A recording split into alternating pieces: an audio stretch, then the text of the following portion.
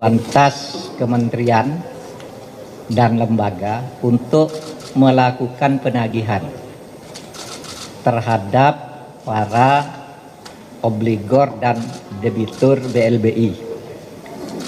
Kenapa dan apa BLBI itu? Singkatnya saja, dulu pada tahun 98 pemerintah mengeluarkan dana bantuan likuiditas Bank Indonesia kepada bank-bank yang pada waktu itu sudah akan tenggelam, sudah kolaps. Dibantu nih, saya bantu kamu hidup, tapi kamu punya utang ke negara. Nah disitulah ada pengakuan-pengakuan hutang. Dengan besarnya hutang berapa, yang dijaminkan apa.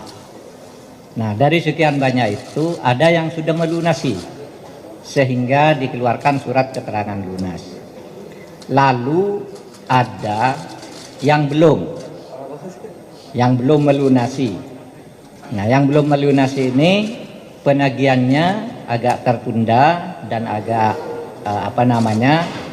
ringan dulu, karena dari yang sekian dikeluarkan SKL itu ada satu yang kemudian dianggap bermasalah, yaitu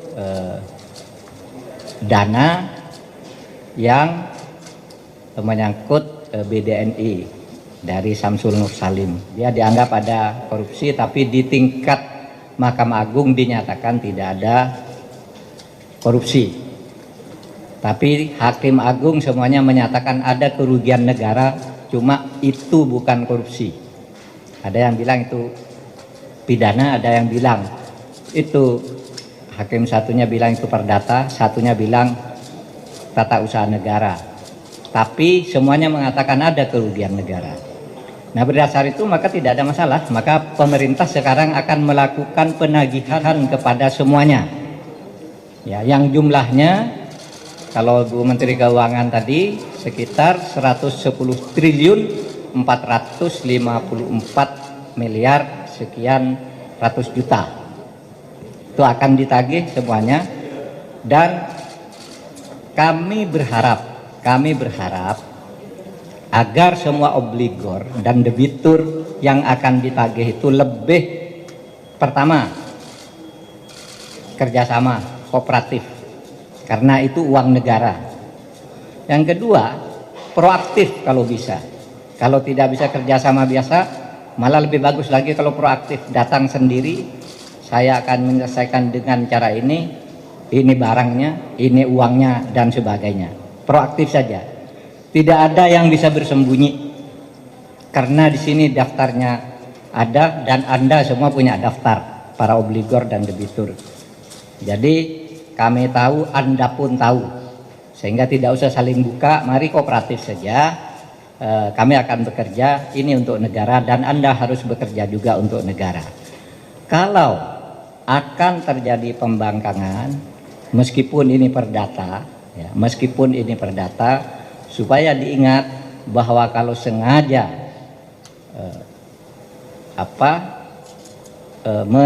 melanggar hutang keperdataan ini, bisa saja nanti berbelok ke pidana. Karena apa?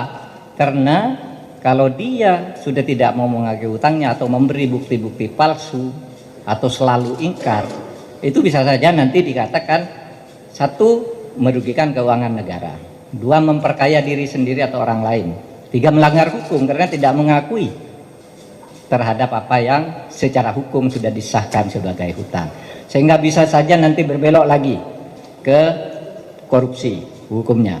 Kita punya instrumen hukum di sini, ada KPK dengan undang korupsinya, ada undang-undang pemerintahan tindak pidana korupsi, sehingga di sini ada Kejaksaan Agung, ada Bareskrim, kemudian nanti bisa KPK, yang juga instrumen internasional kita punya UNCSC, ya, itu juga bisa dipakai. Kalau UNCSC itu kan pertama kerjasama lintas negara untuk memberantas korupsi, termasuk